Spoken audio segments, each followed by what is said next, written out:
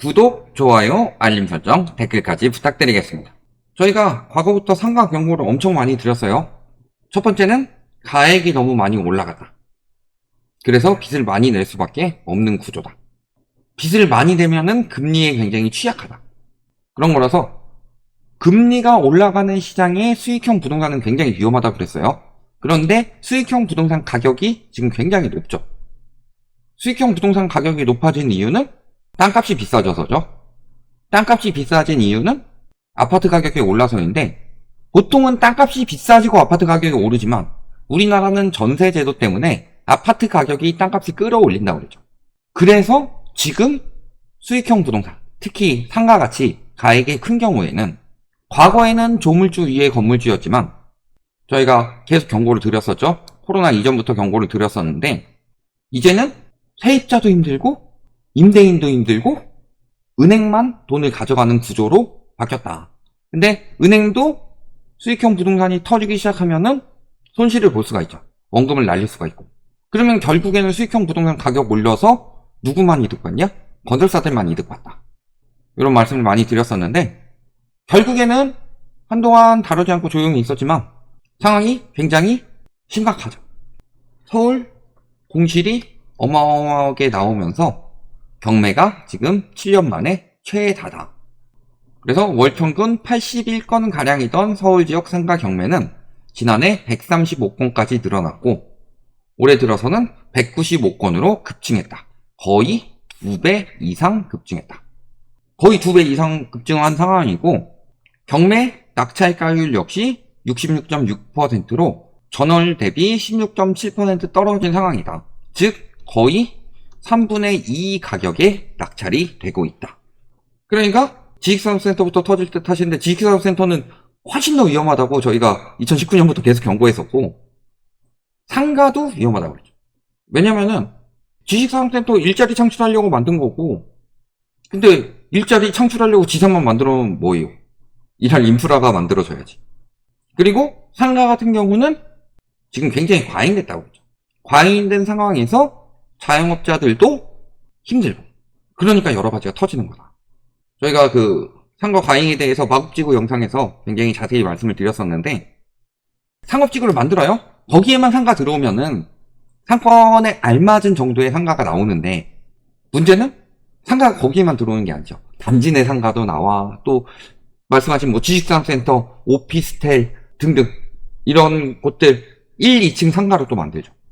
그러니까 상가가 너무 많고, 우리나라는 자영업자 비중이 굉장히 높은 나라임에도 불구하고 그 상가를 다 소화 못하고 있어요. 그러니까 상가는 많죠? 근데 가액은 비싸니까 수익률 내기는 쉽지 않죠? 이 상황에서 임차인들이 줄어들고 있죠. 그러니까 당연히 경매로 나올 수밖에 없는 거다. 노후 대리를 지금 거품이 쌓인 뒤에 상가를 사가지고 하는 거는 말이 안 되는 거예요. 그러니까 예를 들어서 상가 사가지고 꼬마 빌딩 사가지고 돈 엄청 벌었다 하는 연예인들 이야기 나오죠. 그러면서 얼마에 사서 얼마에 팔아가지고 얼마 차익을 남겼다. 잘 생각해보세요. 살 때 좋은 때 사가지고 왜 지금 팔아서 차익을 남기고 있겠느냐. 그래서 19억 상가가 7억까지 떨어지는 이런 경우도 나오고 있다. 그런데 이런 이야기 하죠. 강남은 산다. 그래도 강남은 꼬마 빌딩도 똘똘한 채다. 회복세를 보이고 있다. 강남에서 건물이 잘 거래가 되고 있다 라고 이야기를 했지만, 강남에서 거래가 많이 된 이유는요, 많이 나와서 싸진 게 많기 때문입니다. 100억이 넘는 초고가 매물의 경매 건수가 4월 집계했는데 이미 지난해를 넘어섰고, 세입자를 들이지 못해서 월세도 못 받고 그러다가 헐값에 경매로 내놓고 있다. 강남마저도. 경매가 안 넘어가고 매각을 하더라도 지금 손실 매각하고 있죠. 2년 정도 가지고 있다가 손실 매각. 꼬마 빌딩 매매 시장 호가 지난해 대비로 20% 떨어졌고, 떨어질 때는 호가가 먼저 떨어진다고 그러죠.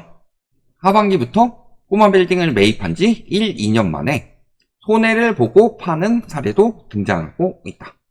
매수할 때 119억에 샀는데 110억에 팔고, 같은 가격에 팔고 싸게 팔고, 이런 경우가 나오고 있다.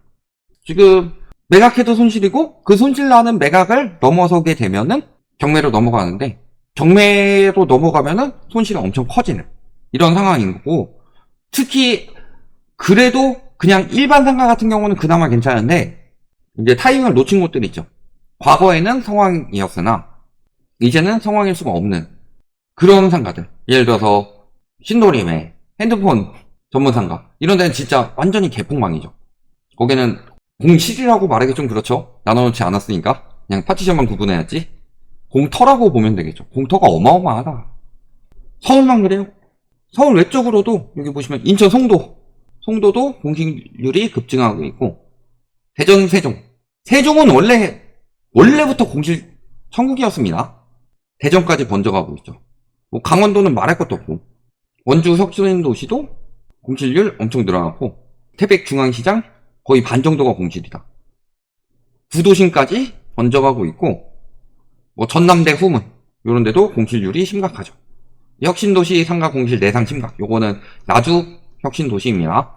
나주 혁신도시는 옛날부터 공실 천국이었죠. 그러니까 혁신도시 자체가 혁신적으로 망한 도시들이에요. 왜냐면은 저기에다가 일자리를 분산해가지고 사람들 들어오게 만들겠다라고 했는데 분산이 되냐. 저렇게 공실이 많이 날 수밖에 없는 이유는 상가 매매가가 비싸기 때문입니다. 상가 매매가가 비싼 이유는 무엇 때문이에요? 아까도 말씀드렸지만 가격을 올렸기 때문이에요. 문재인 정부 시기에 분양되던 신도시들 상가 거의 1층의 대부분이 1층 평당 가격이 5천만 원 정도 됐어요. 문제는 그 평당 가격이 분양평수를 말하죠. 실평수가 아니야. 근데 상가 같은 경우는 분양평수에서 실평수가 한 절반 가까이 빠집니다. 그러면 거의 실평수로 평당 1억 정도라는 소리예요. 그거 은행만큼 수익률 낸다 칩시다. 3%만 내려고 해도 얼마예요? 10평만 하더라도 10억이고.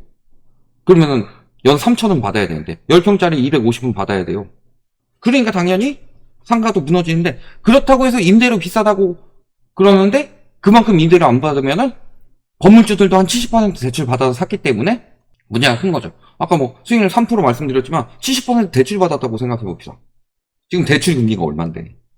문제는 상가가 앞으로 더더욱 망하게 갈 수밖에 없습니다. 지금 상가 같은 경우요, 노후 대비로 상가 사세요 이런 인간들 있으면요, 저 인간은 나의 적이다, 아주 적 같은 사람이다 라고 생각하고 피하고, 당신 망하기를 기대하는 사람이고, 지금 자영업자 폐업이 굉장히 심각합니다. 5명 중 1명, 즉 20% 정도의 자영업자가 이미 망했고, 그 중에서 폐업 매장이 가장 많은 곳이 어디다? 강남구다. 그래서 특별히 많이 나오는 곳, 강남, 송파, 마포, 강서, 영등포 이런 데가 특별히 많이 나오죠. 강남 말할 것도 없이 당연히 비싸고, 송파도 마찬가지일 테고, 송파는 또 신축 아파트 단지 내 상가 이런 것들 엄청 많았을 거 아니에요.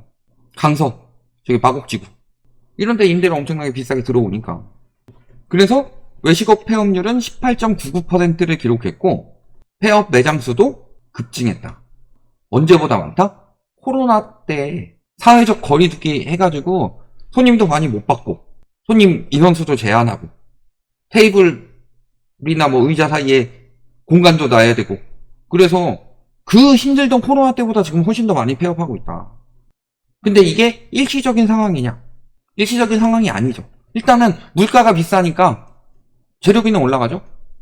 그러면은 가격을 올린다 치더라도 그만큼 소비가 되냐? 근데 반대로 소비는 감소하고 있죠. 여기에 추가적으로 근원적인 부분이 해결이 안 됐죠.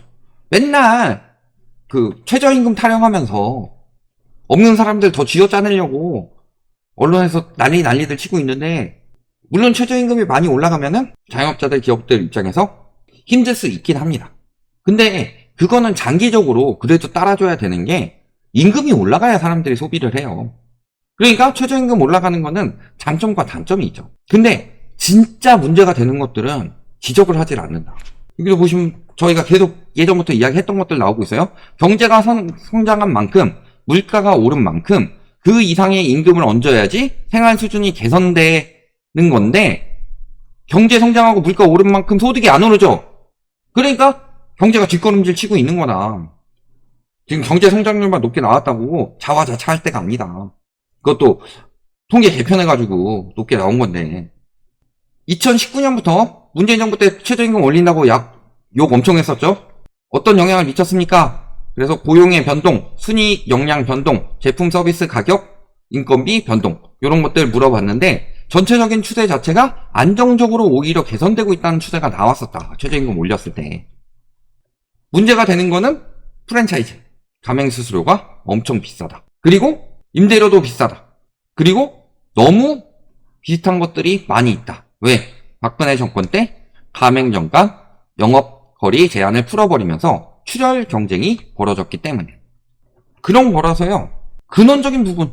예를 들어서 얼마 전에 뭐 유튜버 욕 엄청 먹었었잖아요. 탕후루집 옆에 탕후루집 차렸다고. 그런 것처럼 딱 길 가는데 예전에 그 계양구청 있는 데를 한번 가봤어요. 예전엔 그래도 이것저것 굉장히 많았었는데 어느 순간 딱 가봤더니 마라탕집만 대여섯 개가 눈에 보이더라고. 그런 것들. 그러니까 당연히 손님 갈리죠? 손님 갈리는데 프랜차이즈 비는 많이 나가고 장사는 안 되고 사람들 소비는 줄고. 근데 그렇다고 해서 임대료 내려달라고 하면은 건물주들도 굉장히 큰 돈을 주고 사면서 돈을 많이 빌려서 임대료를 못 받으면은 이자 갚기도 힘든 상황이고. 지금 이 부동산 가격 상승이 이런 모든 것들을 만들어 놨다. 이 금리가 고금리인데 뭐 요즘에 금리 인하 가지고 엄청 이야기를 하는데 금리 인하할 때 금리 인하하는 이유는 경제 위기 때문에 하는 겁니다. 실질적으로. 근데 금리 인하한다고 해서 과거처럼 금리 내릴 수 있을까요? 지금도 2차 오일 쇼크 때 같은 징조들이 굉장히 많이 나오고 있는데 그러니까 조심해야. 지금은 구상가도 수익률 계산해보고서 말이 안 되는 가격이면은 절대 피해야 되고 상가 분양 받으면 어떻게 된다? 상가집 된다. 상가 분양 받으면 상가집 되는 상황이기 때문에요. 상가를 대표적으로 말했습니다. 수익형 부동산 중에서 가장 핵심적이긴 하니까. 상가뿐만이 아니라 대부분의 수익형 부동산이 지금 가격을 너무 올려놨기 때문에 수익률이 나올 수가 없는 상황이다. 그러면은 이거는 실질적으로 주택 가격을 올리면서 전반적으로 땅값 올려가지고 부동산 가격을 올려서 생겨나는 현상이에요. 이게 얼마나 진행이 될까요? 그럼 상가 무너지고 이러면 땅값도 많이 떨어질 텐데 그럼 주택이라도 버틸 수 있냐?